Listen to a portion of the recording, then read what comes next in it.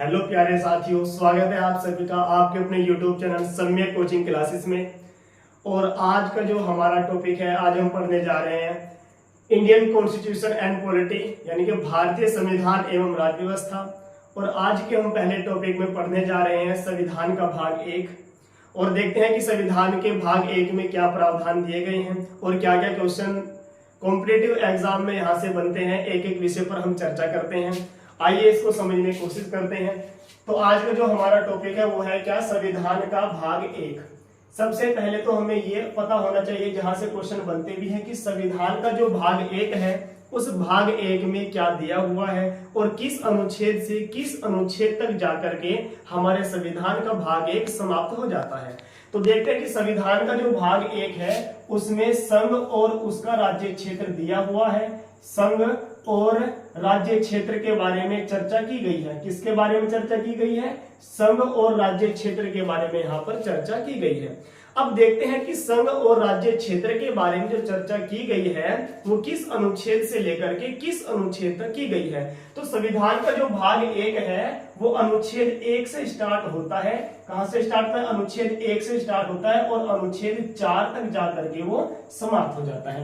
यानी कि अनुच्छेद 1 से लेकर के अनुच्छेद 4 तक ये जो 4 आर्टिकल हैं, इन 4 आर्टिकल्स में संघ और उसके राज्य क्षेत्र के बारे में ही बताया गया है। तो आज हम देखते हैं कि किस अनुच्छेद में क्या क्या प्रावधान दिए गए हैं संघ और राज्य क्षेत्र को लेकर के। तो आइए हम देखते हैं कि संविधान का जो आर्टिकल 1 है या अनुच्छेद 1 है उसके बारे में देखते हैं। तो हमारे संविधान का जो अनुच्छेद 1 है उस अनुच्छेद 1 में कहा गया है कि भारत अर्थात इंडिया, क्या कहा गया है कि भारत अर्थात इंडिया राज्यों का एक संघ होगा। राज्यों का एक संघ होगा। अब राज्यों का एक संघ तो है, लेकिन यहाँ पर एक बात कही गई है कि यहाँ पर सिर्फ 2 ही शब्दों का जिक्र किया गया है, भारत अर्थात इंडिया का। इसका मतलब ये है कि हमारे देश के जो संवैधानिक नाम है वो सिर्फ भारत और इंडिया ही है।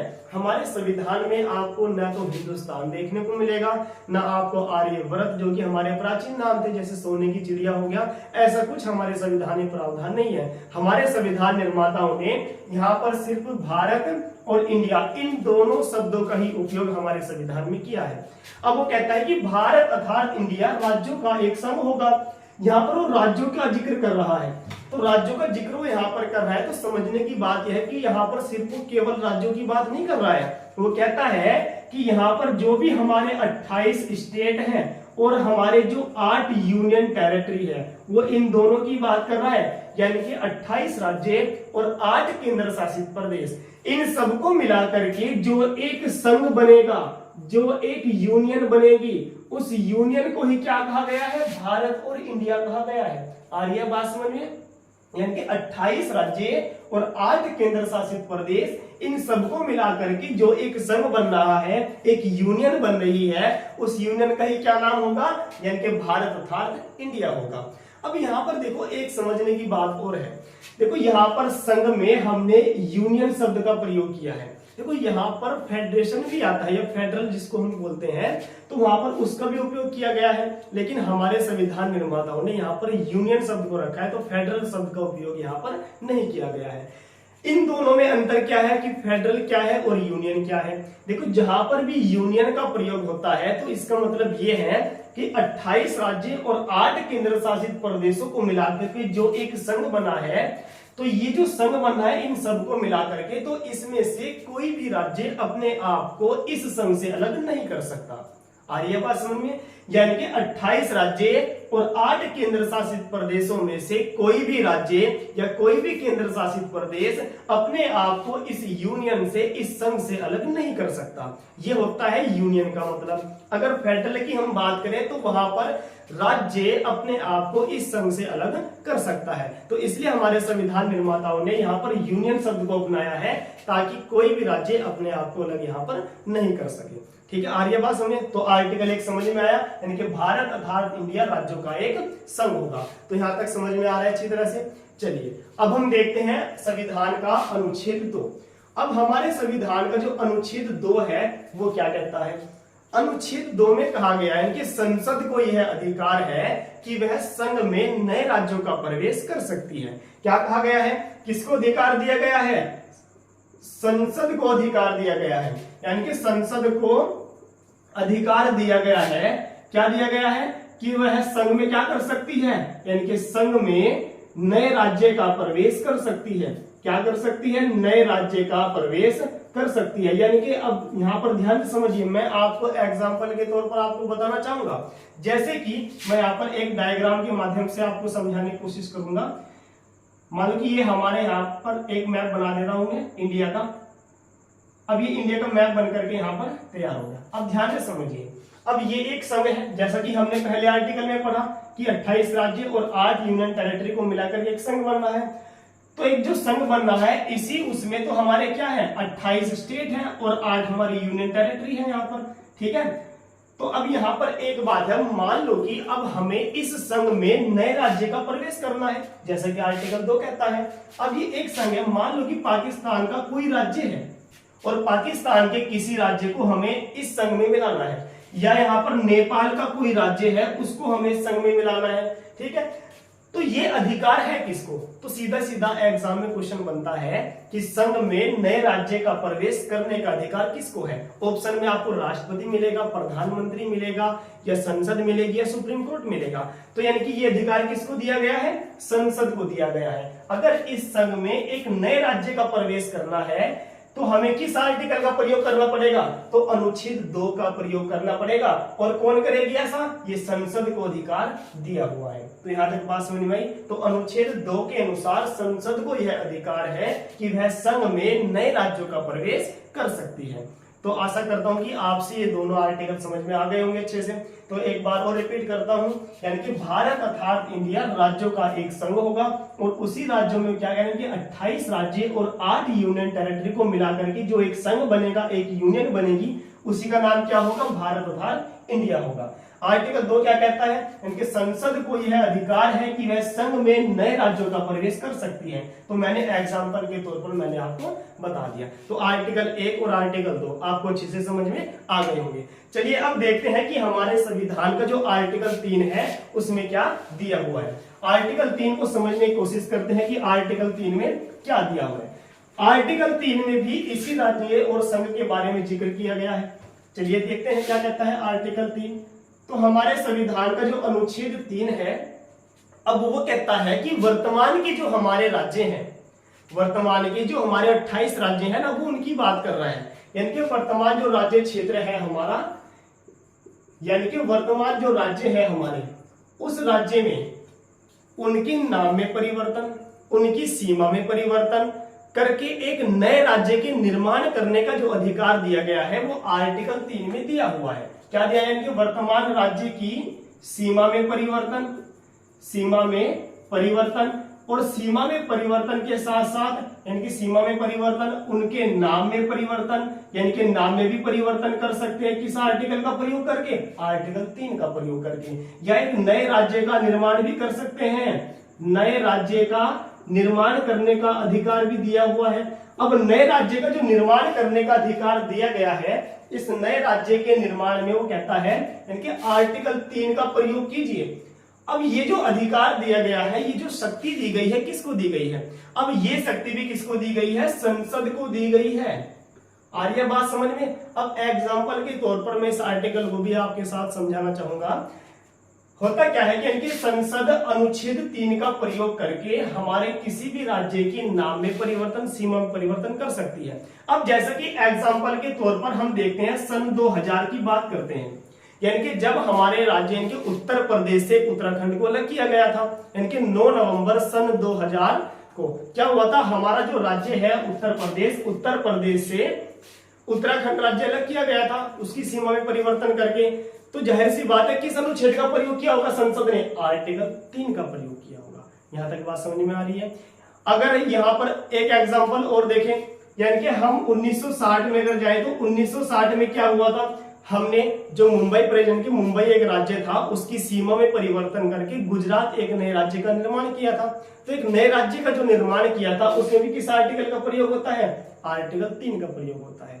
तो आ रही है बात समझ में, यानी कि अनुच्छेद 3 का प्रयोग करके संसद किसी भी राज्य की सीमा में परिवर्तन करके एक नए राज्य का निर्माण कर सकती है, उसके नाम में परिवर्तन कर सकती है। ठीक है, आ रही है बात समझ में। तो यहां तक आर्टिकल 3 आपको समझ में आया। ठीक है, किसको ये अधिकार है? संसद को ये अधिकार है। आ रही है बात समझ में। अच्छा, अगर यहाँ पर एक क्वेश्चन और आता है, जब संसद यह कार्य करती है तो जाहिर सी बात है एक बिल वो यहाँ पर पास कराएगी। अब जब वो एक बिल यहाँ पर पास कराती है संसद में, तो ये प्रश्न आता है कि जब वो बिल आता है वो किस बहुमत से पारित होगा, साधारण बहुमत से या फिर विशेष बहुमत से। ठीक है ना, यहाँ पर प्रश्न बन सकता है ना कि किस बहुमत से वो पास होगा। तो अगर यहाँ पर प्रश्न आ जाए तो साधारण बहुमत से पास होगा। अगर हमारी संसद एक नए राज्य का निर्माण कर रही है सीमा में परिवर्तन करके, तो याद रखना कि संसद को सिर्फ साधारण बहुमत से ही वह बिल पास कराना होगा और साधारण बहुमत से पास करा करके हमारी संसद एक नए राज्य का निर्माण कर सकती है। तो आर्टिकल 3 समझ में आया। ठीक है, अब हम देखते हैं कि आर्टिकल 4 क्या कहता है। आर्टिकल 4 जो है वो बहुत आसान है। ठीक है, देखते हैं आर्टिकल 4 में क्या दिया हुआ है। आर्टिकल 4 में कहा गया है, अब अनुच्छेद 2 और अनुच्छेद 3 दोनों का प्रयोग करेगा। क्या कहा गया है अनुच्छेद 4 में, समझते हैं। अब जो अनुच्छेद 4 है उसमें कहा गया है कि अनुच्छेद 2 और जो अनुच्छेद 3 है, अनुच्छेद 3 है यानी कि अनुच्छेद 2 और 3 के तहत किए गए जो कार्य हैं। ठीक है, अनुच्छेद 2 में क्या था, यानी कि संघ में नए राज्यों का प्रवेश, और 3 में क्या था, यानी कि वर्तमान जो राज्य हैं उनके नाम में परिवर्तन, सीमा में परिवर्तन और एक नए राज्य का निर्माण कर सकती है। यानी कि अनुच्छेद 2 और 3 के तहत जो किए गए कार्य हैं, अनुच्छेद 2 और 3 के तहत किए गए जो कार्य हैं वो अनुच्छेद 368 जो है हमारा, अनुच्छेद 368 में क्या है, संविधान संशोधन। क्या है, संविधान संशोधन। तो ये कहता है अनुच्छेद 4 की अनुच्छेद 2 और 3 के तहत किए गए जो कार्य हैं वो संविधान संशोधन यानी कि अनुच्छेद 368 द्वारा बनाई गई विधि के दायरे में नहीं आएंगे। ठीक है, यानी कि वो संविधान संशोधन नहीं माने जाएंगे। ये बात कहता है क्या आपका आर्टिकल 4, यानी कि अनुच्छेद 2 और 3 के तहत जो कार्य किए जा रहे हैं वो संविधान संशोधन नहीं माने जाएंगे। तो अनुच्छेद 1 से लेकर के 4 तक आशा करता हूं कि आपके समझ में आ गए हो। चलो, ये तो मतलब कि अनुच्छेद 1 से लेकर के 4 तक बातें हो गई, लेकिन अभी इसमें एक बात और मिस है। मिस क्या है? अब देखो, हमने देखा कि पहले अनुच्छेद में यानी कि भारत इंडिया राज्यों का एक संघ है। अनुच्छेद 2 भी हमने एक संघ में नए राज्यों का प्रवेश है। 3 में हमने देखा कि वर्तमान राज्य क्षेत्र में नाम में सीमा में परिवर्तन करके एक नए राज्यों का निर्माण भी कर सकती है संसद। अब अनुच्छेद 4 कहता है कि 2 और 3 के तहत किए गए कार्य संविधान संशोधन नहीं माने जाएंगे। अब दिक्कत ये आती है कि अगर हमें भारत के ही किसी क्षेत्र को दूसरे देश को सौंपना हो, आ रही है ना समझ में। अगर मान लो कि ये हमारा देश है, ये एक संघ है हमारा, ठीक है। अब इस संघ में आप ये देखो कि इस संघ से अगर हमें भारत का ही कोई राज्य किसी दूसरे देश को देना हो, तो ऐसा तो हमने एक भी आर्टिकल नहीं पढ़ा, ऐसा तो हमने किसी भी आर्टिकल में नहीं देखा कि अगर हमें भारत के किसी क्षेत्र को दूसरे देश को सौंपना हो तो ऐसा क्या हमारे संविधान के भाग 1 में प्रावधान है। ऐसा मामला सुप्रीम कोर्ट के सामने आया था कि अगर भारत का कोई क्षेत्र किसी दूसरे देश को सौंपना हो तो ऐसी कंडीशन में हम क्या करेंगे।